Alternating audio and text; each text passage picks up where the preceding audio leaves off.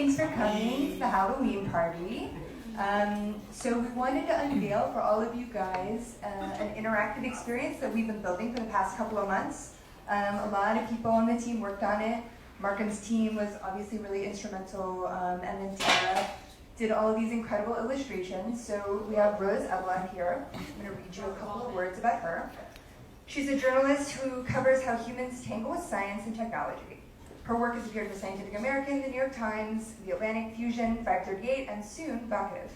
She's a host and producer of Flash Forward, a podcast about the future, and she's covered everything from fake tumbleweed farms to sexist prosthetics.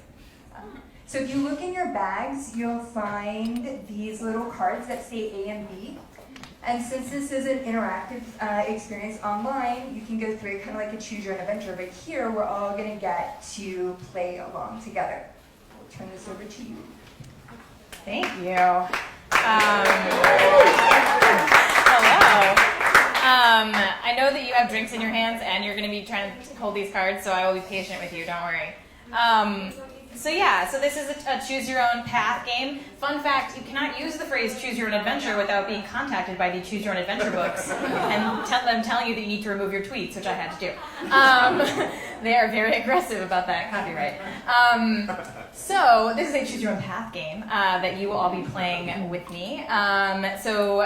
You will get choices and you will get to choose whether you want to do A or you want to do B. Okay, so we have to be ready. So can I see an A?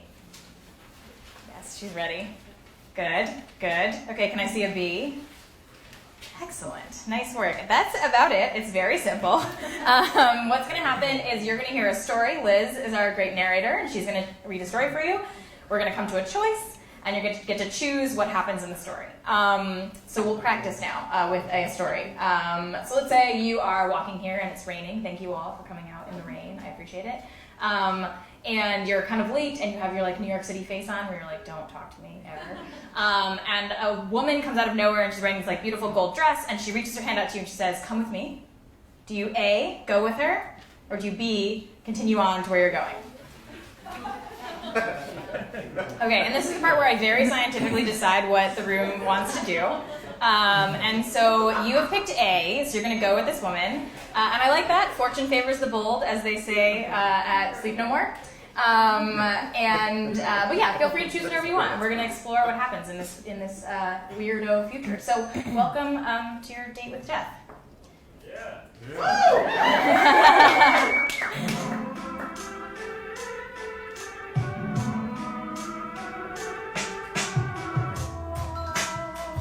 The form has been pinned to your fridge for a week.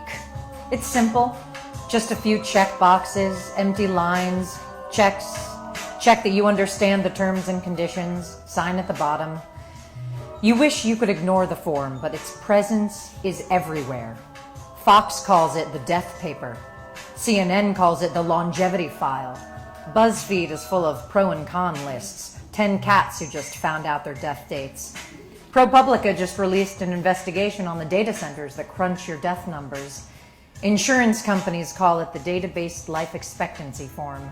It's inescapable.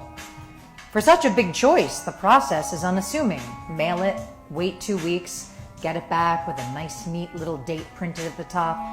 The day on which you will die. No explanation, just the date in clear black ink. You've argued with your roommate Fatima about the form almost every day since it arrived. She sent hers in right away. You said you wanted to wait and see what happens to everybody else.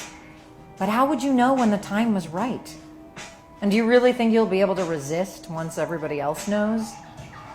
One morning while you're making coffee, you decide you're tired of the form sitting there and taunting you. Either fill it out or throw it away. What should you do? Okay, here's your first big choice. Do you A, toss it in the garbage, you don't want to know, or do you B, fill it out and mail it in? What is the harm in knowing? Oh good, we have a split room. This is the best part. Okay, I think we have a few more B's, which means that you fill it out and you mail it in. What is the harm in knowing? Okay, you can fight later, don't fight now. You fill out the form and mail it off. The envelope comes back 2 weeks later. It's thin, and you feel like making a big deal out of opening it. But nobody is home, so you open it in the kitchen, in the same spot you filled out the forms. It's a single piece of paper. Your name, your address, your birth date, all listed back at you, things you already knew. Beneath those, a new date. April 5th, 2063. Your roommate Fatima comes home, but you don't notice her walk through the door. She sees you staring at the letter and yelps excitedly, "You did it! Took you long enough. I did mine weeks ago." You jolt. Suddenly feel like you should hide it from everybody. You're still unsure of your decision. Come on, it's just a date. It's probably not for like 50 years from now, so who even cares? She plops down on the couch. Fatima's death date is in 32 years. She doesn't seem worried about it. Before she can ask when you're going to die, you change the subject and ask about her date last night. "It was fine," she shrugs. "Nothing special." Then she lights up. "Actually, now that you're going to know, you can sign up for Evermore." She grabs her phone to show you. The startup screen is a relaxing pale blue with wispy lettering. "Evermore. Don't get left behind." You can match with people with similar death dates, she explains and breezes through a few profiles. I have it set up to just show me people who will die within 5 years of me, but you can pick any span. You can even find someone with the exact same date, she goes on. Lots of dating sites match you with people who might entertain you, who might be fun to talk to, who you might even love. But only one site matches you with people who you can really spend your whole life with. Evermore finds matches for you based on your personality and longevity, pairing you with partners who can be by your side forever. Everybody deserves a lifetime of love, and Evermore can help you find it. Have love your whole life. Don't be left behind. You should sign up, Fatima urges. It's really just like any other dating app. It just helps narrow the pool a little more. You pretend to like online dating, but it's mostly an act. It's necessity. Online dating is really the only way anybody meets anymore. You've got all the apps on your phone. Come on, Fatima says, grabbing your phone off a nearby coffee table and tossing it to you. Just make a profile. What should you do? Okay, so this is your choice screen. That's how you know it's time to make a choice. You can put your drinks down, get your cards. Do you, A, create an Evermore profile? You don't want to be left behind. She's like, absolutely not. out. Or do you, B, you brush her off. You are not quite ready to pick dates based on your death date. Okay, B, you're pulling back, you guys. You're pulling back. You're saying not yet. So B, you brush her off. You're not really ready.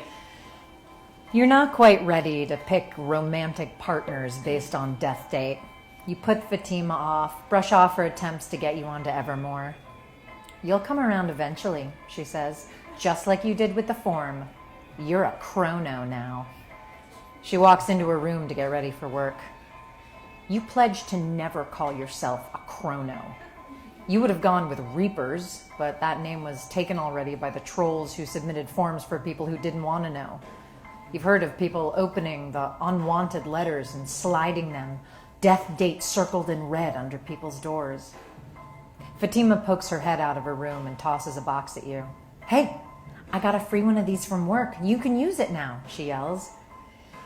It's a watch that counts down to your death date. It also tells the current time, but you can't imagine being able to look at the actual time when your time left on Earth is right there, ticking down. You put it on just to see how it fits. Fatima's job in fashion means she's always getting fancy freebies like this. The buttons are smooth. You tell it your date, April 5th, 2063, and it starts to count down. You glance at the actual time and realize you're going to be late for work.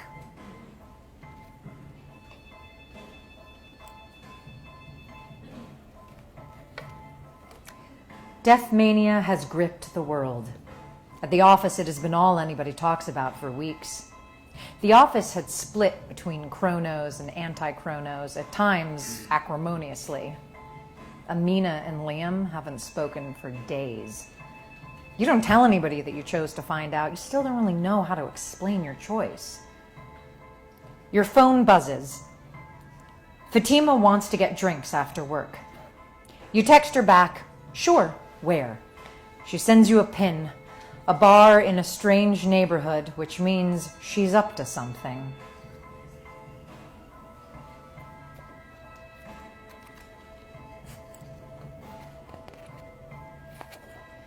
After work, you meet Fatima at the bar, which has an event space attached.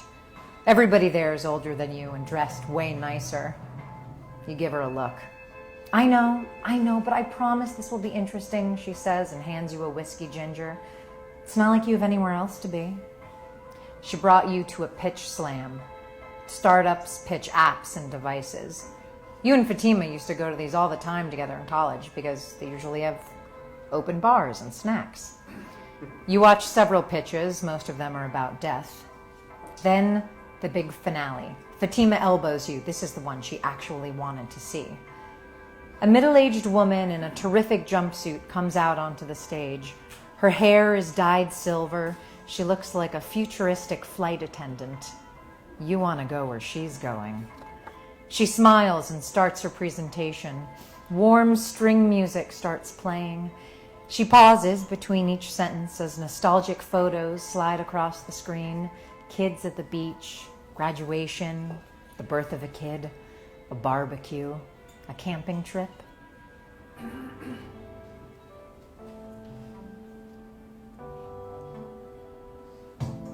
Make the most of your time, no matter how much you have left.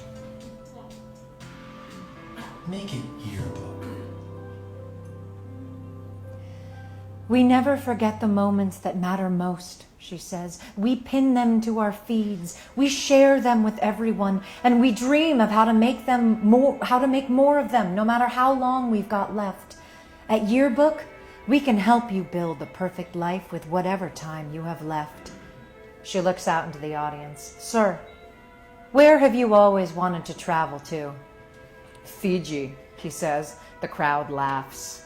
Fiji has been underwater for 10 years. Okay, but seriously? Tanzania, on a safari, he says. She nods sagely. Marvelous. She polls the rest of the room for wishes and aspirations, a room full of future hopes. We all have hopes and dreams like these. We have our own versions of traveling to Fiji, learning Portuguese, owning a fashion label. But how do we do it all in the limited time we each have left? Yearbook is here to make those things happen for you. Our patented AI system learns all about you and your desires. It matches you with trips, classes, programs, and people using science to make you happier. Then we make sure to schedule your time in the optimal order based on how long you have to fulfill your potential. She pauses and smiles again. The string music is swelling beneath her. Her final slide shows the Yearbook logo and their slogan, "Make the most of your time, no matter how much you have left." The crowd goes wild. On the far side of the stage, there's a table where you can sign up for Yearbook. Just $9.99 a month. Fatima signs up right away. You stand in line behind her. Once she's done putting her name down, it's your turn. What should you do? Do you A, sign up for Yearbook? You do want to get a lot done in your life? Absolutely not. It's like, people are out. You went down this path. This is not my fault. This is your fault. Or you B, step to the side. You are not quite ready to have the app managed. And you're like, ooh, I like this. This pocket over here is like, we're in. Oh man, this is tough. I feel like B. I feel like B is the winner. You step to the side. You're not ready. You guys are backing out. You step to the side when it's your turn.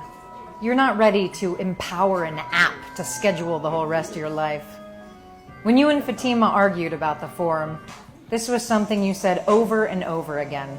You didn't want the date to take over your life. Yearbook was doing that and making a nice profit.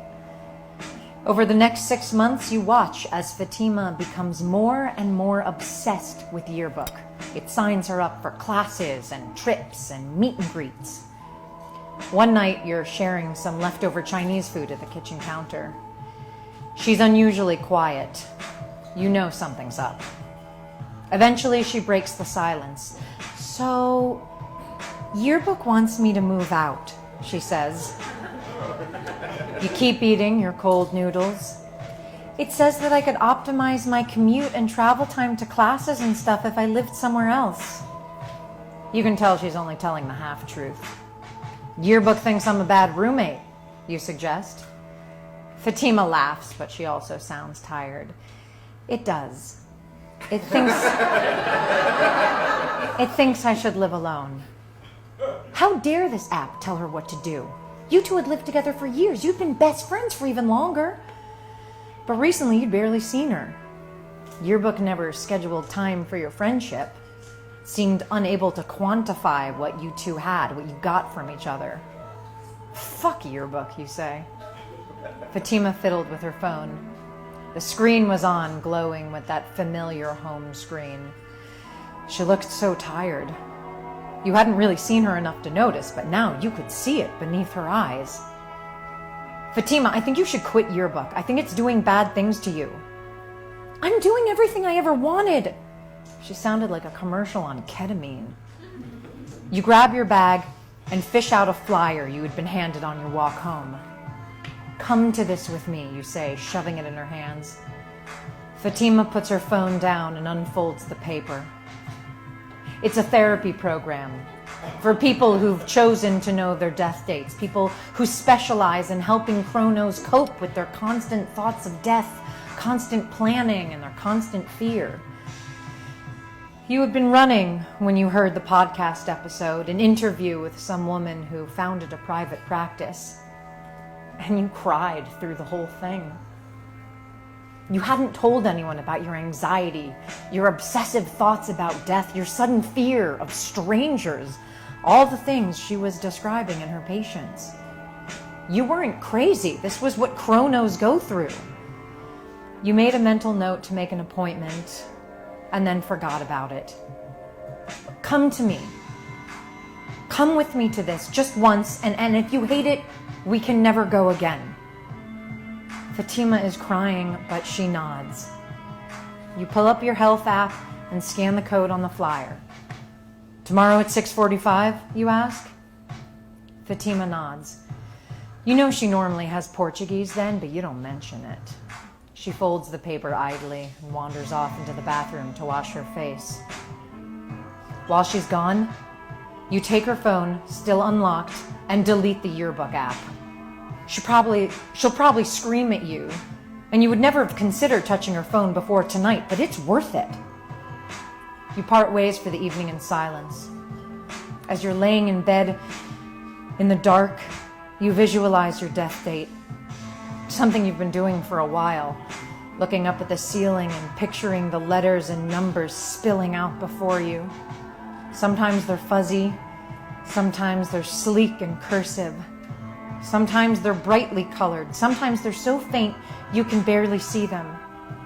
Tonight, they are plain and matter-of-fact. You wonder what Fatima's date looks like to her. Neither of you will die tomorrow, but in the dark, in bed, you're hoping you both remember how to live.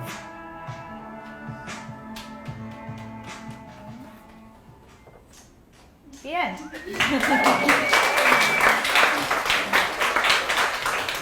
You picked like the dark path. Yeah, that was really dark. There are more jokes in some of the other ones. So that was what happens if you go down one road. Do you want to see what happens if you go down the other? Yes. Yes? Okay, do you want to get another drink first? Yes. Go for it and come back. Yes, excellent. Come back in we'll get a drink and come back and we'll do the next one.